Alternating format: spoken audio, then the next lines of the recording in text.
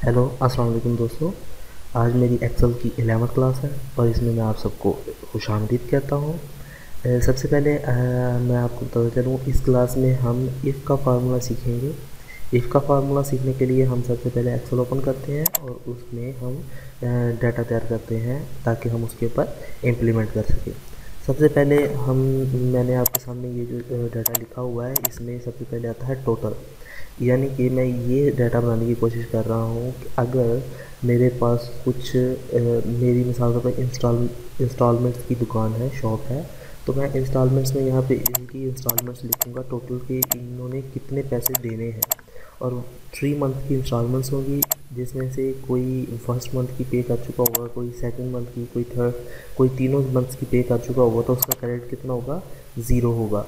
और यहाँ पे हम उसका रिजल्ट लिखेंगे। अगर ये क्रेडिट ज़ीरो होगा तो यहाँ पे नील लिखा आना चाहिए, नहीं तो यहाँ पे क्रेडिट ही रहना चाहिए। लेट्स सपोज मैं आपको यहाँ पे शो करवाता हूँ। यहाँ पर टोटल अमाउंट है, लेट्स सपोज 10,000। और एक और है प्रोडक्ट, उसकी उसने ली है 23,000। और ये है हमारी, इतनी है।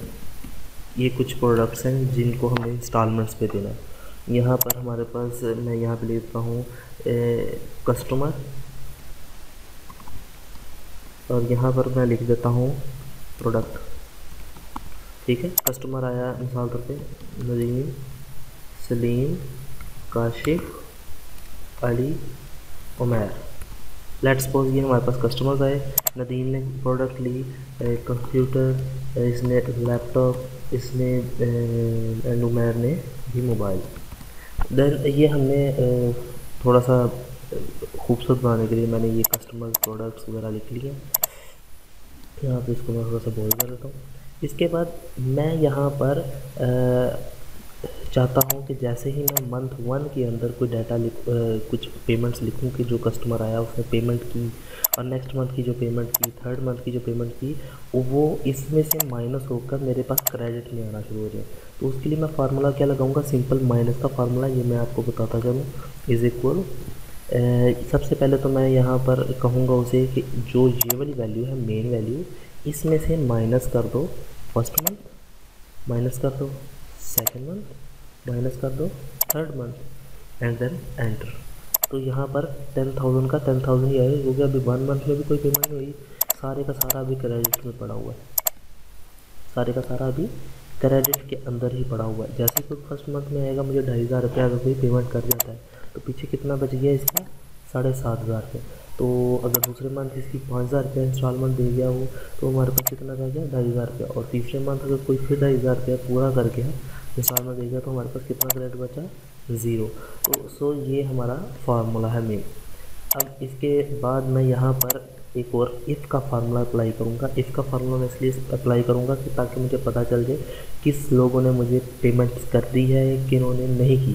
तो मैं उसके लिए क्या करूँगा, is equal if bracket start, bracket if के बाद ब्रैकेट स्टार्ट करेंगे और लॉजिक टेस्ट है। लॉजिक टेस्ट में से क्या बताओ, अगर ये वाली वैल्यू, मैं उसको ये बताता हूँ, अगर ये वाली वैल्यू बराबर हो जाए ज़ीरो के, मैं ये कहता हूँ अगर यहाँ पर ज़ीरो रुपीज़ लिखे हुए हों, यानी कि यहाँ पर जैसे ज़ीरो कब आएंगे, जब ये मंथ्स में उन्होंने इंस्टॉलमेंट्स पूरी कर दी होंगी, तो यहाँ पे ज़ीरो हो जाएगा, नहीं तो ज़ीरो यहाँ पे कभी भी नहीं होगा। तो ये मैंने उसको बोल दिया कि ये वाली वैल्यू जो है जब ज़ीरो के बराबर आ जाएगी, फिर यहाँ पे मैं एक उसको लॉजिक बता दिया कि जब ये वाली वैल्यू ज़ीरो के बराबर आ जाए, फिर कॉमा लगा दूंगा। फिर वैल्यू ट्रू, अगर ये वैल्यू ट्रू हो जाती है, यानी कि वाकई अगर ये ज़ीरो के इक्वल आ जाती है, तो यहाँ पर क्या आना चाहिए, तो मैं डबल इन्वर्टेड के अंदर यहाँ पे लिख दूंगा नील, और फिर कॉमा लगा दूंगा। और वो पूछ रहा है वैल्यू इफ़ फॉल्स, यानी कि अगर ऐसा नहीं होता, बिलफर्ज ये वाली वैल्यू ज़ीरो के इक्वल नहीं आती, तो फिर आप क्या करना चाहते हैं, तो उसको डबल इन्वर्टेड के अंदर लिख दो कि यहाँ पे क्रेडिट ही लिखा आ जाए। डबल इन्वर्टेड कॉमास बंद करेंगे और ब्रैकेट भी बंद करेंगे एंड एंटर कर देंगे। तो यहाँ पे क्रेडिट ही आ रहा है। क्यों क्रेडिट आ रहा है, क्योंकि अभी ये वैल्यू ज़ीरो नहीं हुई। मैं नीचे आता हूँ। अब जैसे मैं मिसाल तौर पे इसको करता हूँ, तो थोड़ी सी पेमेंट लिख देता हूँ कि ये वाला जो कस्टमर था उमैर, मोबाइल लेके गया था, इसकी पेमेंट जो थी टोटल वो थी 3,332। तो मैं इसकी पेमेंट कर देता हूँ कि 1000 रुपये पे कर गया था एक मंथ में, तो इसकी बकाया रहेगी 2332। मैं कहता हूँ नेक्स्ट मंथ में ये 10332 पे कर गया था और पीछे इसकी बकाया कितनी पेमेंट रहेगी 1000 ओनली। तो मैं कहता हूँ इस मंथ भी ये 1000 पे कर चुका था, जैसे 1000 लिखना था, 1000 पे कर चुका। तो जैसे ही मैंने किया ये ज़ीरो हो गया, ये ऑटोमेटिकली मेरे पास नील आ गया। और जो जो नील हो जाए, जहाँ जहाँ पे भी ये ज़ीरो आ जाएगा वो नील हो जाएंगे। ये फार्मूला जैसे मैंने बताया था कि हम एक बार लगाने के बाद उसको नीचे को ड्रैग कर लेते हैं, मैंने इसी तरीके से किया था। ड्रैग कैसे करते हैं, जब ये फार्मूला जब हम अपना कर्सर इस बॉक्स के लास्ट राइट कॉर्नर पर लेकर आते हैं तो यहाँ से हम इसको ड्रैग करके नीचे अप्लाई कर सकते हैं फार्मूला को।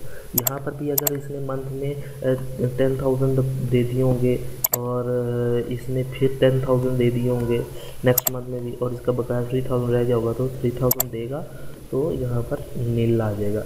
तो ये हमारा बेसिक इफ़ का फार्मूला यहाँ पे जो हमने इफ़ का लगाया है कि ये वाली वैल्यू अगर इसके बराबर होगी या इससे छोटी होगी या इससे बड़ी होगी तो हम ये चीज़ें लगा सकते हैं।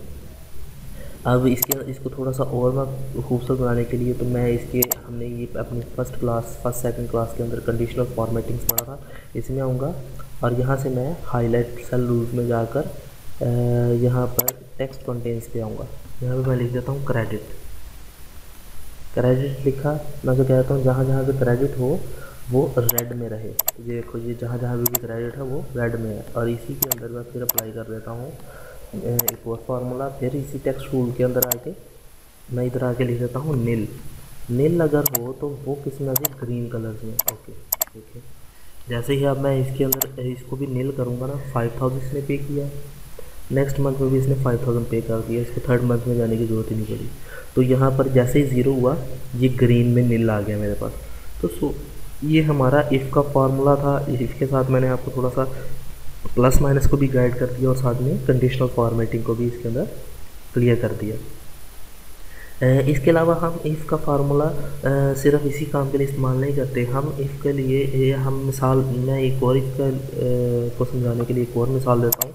लेट्स सपोज मेरे पास कुछ वैल्यूज़ हैं 23 एंड 34। अब मैं चाहता हूँ कि ये वाली वैल्यू माइनस हो जाए इस वाली वैल्यू से। एंटर करूँगा तो मेरा आंसर माइनस के अंदर आ रहा है। मैं चाहता हूँ कि चाहे ये वाली वैल्यू बड़ी हो चाहे ये वाली वैल्यू बड़ी हो, मेरा आंसर माइनस के अंदर नहीं आना चाहिए। क्योंकि हमने मैथ अगर किया होगा, अगर आप मैथ में अच्छे हैं तो आपको पता होगा जब छोटी वैल्यू में से बड़ी को माइनस किया जाता है तो बड़ी वाली का निशान वैल्यू आ जाती है, अगर बड़ी वाली के साथ माइनस हो तो ये माइनस आ रहा है। मैं चाहता हूँ ऐसा ना हो, तो उसके लिए मैं क्या करूँगा, मैं सिंपल यहाँ पर फार्मूला लगा दूँगा, इसको मैं डिलीट करूँगा, is equal if bracket start. उसे मैं कहूँगा अगर ये वाली वैल्यू छोटी हो, मैं से ये कह रहा हूँ अगर ये वाली वैल्यू छोटी हो इस वैल्यू से, फिर कोमा लगा के इसको लॉजिक मैंने दे दिया वैल्यू इफ ट्रू, यानी कि अगर ऐसा वाकई हो जाता है ये वाली वैल्यू अगर छोटी होती है इससे, तो ज़ाहिर बात है कि मैं उसे कहूँगा तो इसमें से, इस वाली वैल्यू में से इसको माइनस कर दो। नहीं समझ आई? इसको आप ज़रा गौर से सुने, मेरी वीडियो को दोबारा रिपीट करें और इसको थोड़ा सा गौर करें। तो हम यहाँ पर क्या करेंगे, यहाँ पर अब मैं कहूँगा इस वैल्यू को माइनस कर दें इस वैल्यू से, नहीं तो इस वैल्यू को माइनस कर दें इस वैल्यू में से और ब्रैकेट बंद कर देंगे तो एंटर। तो ये हमारे पास आंसर आ गया। अब मैं ये वाली वैल्यू छोटी है ये बड़ी है, तब 11 आ रहा है प्लस का, मैं इसको अगर बड़ा कर देता हूँ, इसको मैं 55 कर दूँ, तब भी मेरा आंसर प्लस के अंदर ही आएगा। तो ये हमारा इसका एक और फार्मूला था। अगर आपको नहीं समझ आई, आप एक दफ़ा दोबारा मेरी वीडियो को रिपीट करें, इंशाल्लाह आपको समझ आ जाएगी। I hope you like my videos. If you want to learn more formulas of Excel and more computer tricks, then subscribe our channel on Dailymotion and YouTube. Thanks for watching video. Allah Hafiz.